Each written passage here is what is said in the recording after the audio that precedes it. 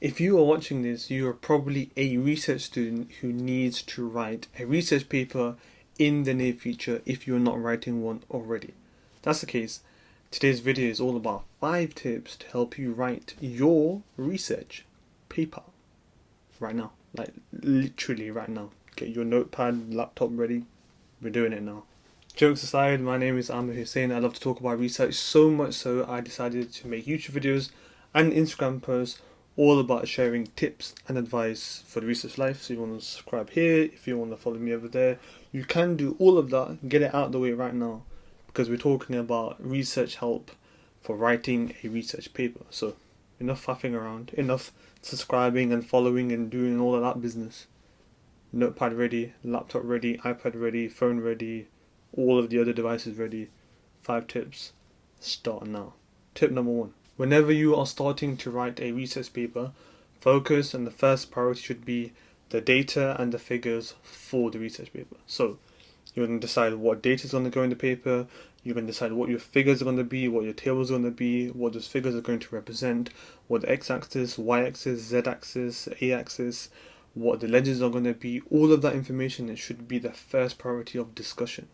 Now the reason why is that the rest of the paper is centered on the data you're going to discuss. So the results that you found from recent experiments or from a grant that you've recently got and you've gathered data for it, or the culmination of PhD students in your other research groups, whatever it might be in terms of the reasons why you got the data, the premise should be what data do we want to show, what story do we want to show, because we all know research data is all about telling a story, trying to share a particular nuance to a particular problem that's in your chosen field, and you're sharing a story, a new story perhaps, related to that field. So make sure that you've got the data you want to, you've got the gaps that need to be filled in for that story, that provisional story that you're thinking of.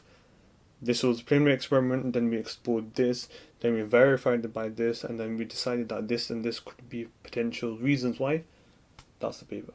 And then future work and all of that goes there. That's the premise. Focus on that whenever you're thinking about starting a research paper, because you'll see now the rest of the tips I'm going to share make more sense when this is a priority. First discussion, talk about your data and the figures that you want to go into your paper. Next, number 2, as that segue, is to get the methods out of the way for your paper. Now that you've decided between you and your team or you and your fellow researchers, this is the data that we want to go into this paper because we want to show this story. Now because of the data you've decided, you know now which methods are required based on the data you've gathered, so you can get them done out of the way. Again, you can use published theses, you can use research papers. Now remember, the method in a thesis is very different to a method in a paper, but you can use both as an example to give you an idea of how you should report your protocols, your procedures, especially if it's something quite new and you're probably not too sure how to actually discuss that data.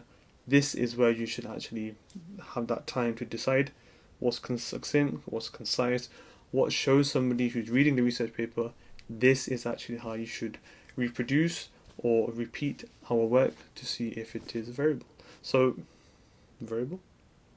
To see if it's viable, to see if it's trustworthy. That's why we do research. That's why we publish research, to make sure somebody else on the other side of the planet can reproduce our work so they can verify. That's the word I was looking for. Verify. But number 2 is all about methods. Make sure you get those methods ready so then you start to actually fill now parts of your paper. You know, you can put placeholders for your data in tip number 1. Get those figures all aligned. Write out those methods and get that ticked. Now you're already making progress. So let's move on to number 3.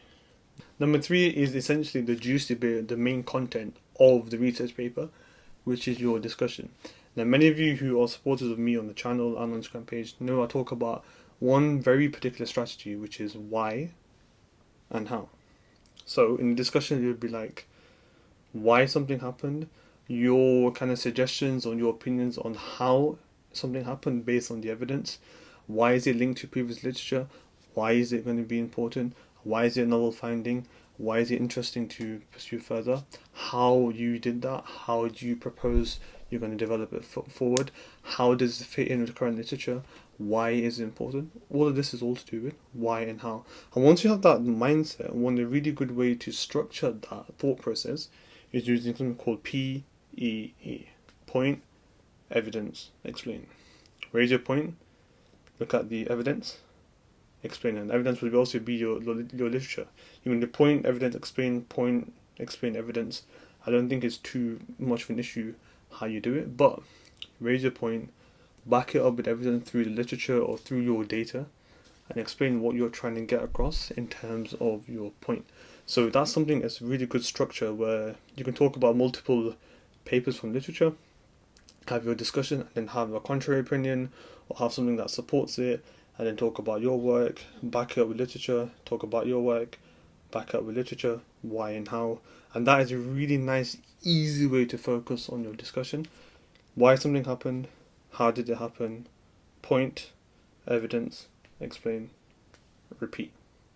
And that's how you can actually very easily write a lot of your research paper discussion like that. But let's move on now to number 4. And number 4 is all to do with the introduction. But before I go into it, I want you to follow this thought process now. You've decided what data you want to put in and the figures. You've now written the methodologies because you know how the protocols work. You've now discussed the data. You've got the results in discussion, you've discussed it. Now that you've had that part of the paper already done, you can now look at what questions or rhetorical questions you want to plant in your introduction that produces a nice segue into your main findings and your actual paper. Because the art of a very good introduction is it raises rhetorical questions to the reader, of which your data answers those questions. So for example, with a recent paper I'm actually writing at the moment from my PhD, I was talking about in the introduction that anti-androgenic therapy is very pivotal in looking at a form of anti-cancer therapy, trying to stop tumors from growing. And then we develop it further in the sense of, there is a lot of resistance, unfortunately, with these type of therapies, which opens the door for other types of approaches needed in regards to anti-angiogenic therapy. One in particular is looking at very small molecular compounds that could target the sub-processes within this angiogenesis cascade. One in particular could be chalcones, which is what I'm looking at.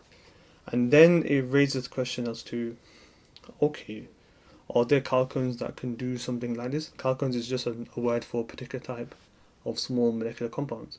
But the reason why I'm mentioning all of this is that I'm now planting seeds for the reader to be familiar with chalcones, familiar with anti-angiogenic therapy, familiar with the thought process of, okay, we need new approaches. What does my main body of my research show? That there is a chalcone that shows very interesting promise as an anti-angiogenic therapy. And just to repeat, the art of a great introduction is you have this upside down triangle. We talk about a lot of it in regards to your thesis, where you start off something broad, then you get more narrow, more niche, until you go to the gap that you're trying to fill, of which your main findings, your results, your data answers or tries to fill that gap. That's the art of a really good introduction, but it's really good to leave that till last, because how you know what answers you're putting down in the rest of the paper. You've got your data, your findings, you know what you've discussed. Now you can backtrack and make sure that introduction lines up with what you're trying to show and prove. Is a lot easier, because if you try to start with introduction, you're like, what should I include, what shouldn't I include, is that really important, is that important, because you haven't decided what data you're going to show, you haven't decided how you want to angle your discussion. And that is why I decided to go through research paper in this format, because it's going to be really, really important. So that's the art of a really good introduction. Do it at the end, upside down triangle, focus on the gap that you're trying to explain, of which your main findings explain. Does that make sense? But we still got one more. Number 5. Number 5 is all about, if you're looking at number 1, 2, 3, and 4, put it all together. When you're writing a research paper, try write in small breaks and small gaps. What I mean by that is it's very difficult to sit there for hours on end, for days on end, trying to push through, culminating everything together. What's made it really easy for me in the past few weeks in terms of finishing this paper that I'm trying to write is I genuinely just wrote in small gaps, half an hour, 40 minutes, did something else, came back, look at this part of the data, described it in a discussion, and then without realizing these small breaks of writing and doing something else, coming back to it, allowed me to progress a lot better if I just decided, okay, this entire day I'm just going to do the paper, and then you hear writer's block, you get distracted, you don't actually make progress, then you feel worse because you haven't actually made progress and then you end up not doing anything.